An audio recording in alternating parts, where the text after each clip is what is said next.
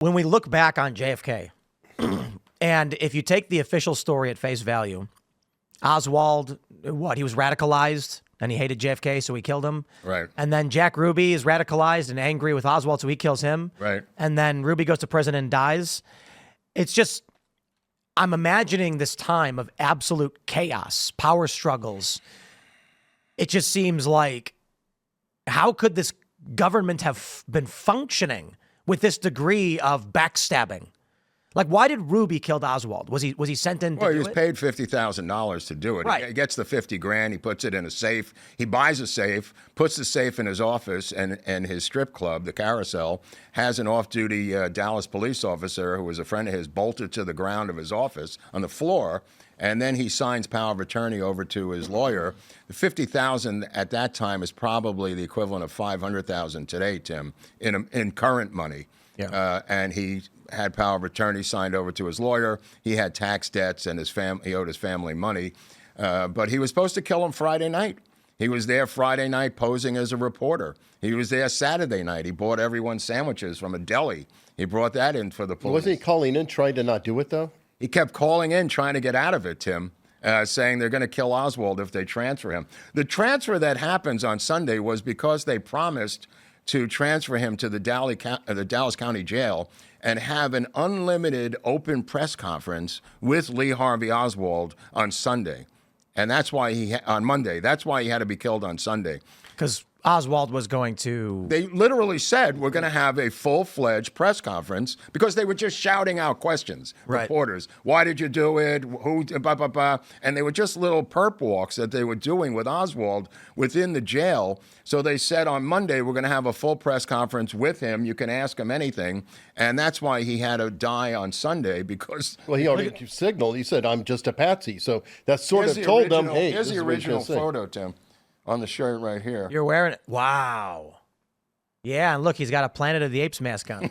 This is the photo they have on the Wikipedia Yeah, page. that's Ike Pappas on the right, famous NBC newsman with the glasses, by the way, and the white trench coat. That's Laval, the Dallas detective there, who's handcuffed to Oswald, and that's Jack Ruby, who actually has what's called a gangster grip on the gun. Sorry, you're drifting from the... Oh, I'm sorry. He actually has a gangster grip on the gun, if you notice how he's holding it. Is he fine with his middle finger? Yeah, it's a different way of shooting it. It's so a gun cannot be knocked out of your hand. It's to grip it like a thug. And Jack Ruby learned that because he was an assassin in Chicago, and that's why he left Chicago and moved to Dallas, by the way. What do you call that? Is it the... It's like a gangster grip. Gangster grip? Yeah. Well, the way he shot him, too, was deliberate. It went through the lung, the heart, everything. It was an absolute kill shot. When Oswald is taken to the hospital, the doctor, Dr. Charles Crenshaw, he's taken to Parkland, the same place that JFK was at, on Friday. So this is Sunday, and he's in the same spot that JFK was in just 2 days before. And Dr. Charles Crenshaw is working on him, the same doctor that was one of the doctors working on JFK. And the phone rings, and he picks up the phone, and it's LBJ talking to Crenshaw. And he said, I want a deathbed confession out of this man, if there is one. And Crenshaw's going, look, bro, we're really busy here.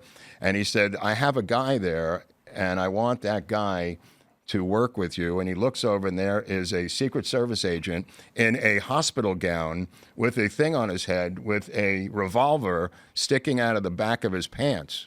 And Crenshaw says, I see him, sir. And this is LBJ micromanaging, not to get a deathbed confession out of Oswald, but to make sure that Oswald doesn't make any statements at the end of his life that would jeopardize the situation. So is it true that Oswald defected to the Soviet Union? He was married to a Russian, or... Yeah, absolutely. I mean, James Angleton, famously one of the heads of the CIA who was involved in our CIA's foreign programs, if you want to put it that way, had a program he created for 13 phony defectors, Tim.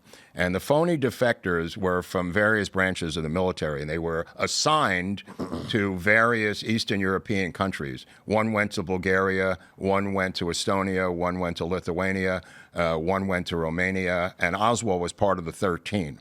And he was ONI, Office of Naval Intelligence, which nobody ever talks about. It's the oldest secret intelligence agency in the United States government. It goes back to the 1890s, if you want to look up ONI. Marines and naval people are usually ONI. Bob Woodward of the Washington Post was ONI. Oswald was. Finish that. No, I'm just going to finish it up. He is sent to Moscow, and they, as a phony defector, the Soviets are hip to it because this has happened before. In fact, they make jokes about it. Isn't it funny how many American servicemen are now completely disgruntled with the United States and are coming here? The Soviets were laughing about this program, which they had exposed. So they send him to Minsk, and what he does is human intelligence in Minsk. He finds out how the subway, how the trains run, how the department stores run, how the TV works, how the phones work. And he writes it all down in a diary, Tim, which he tapes to his stomach when he leaves with the Soviet bride. Thanks for watching this clip from the Culture War podcast. We're live every Friday, 10 a.m. to noon, so subscribe and come hang out.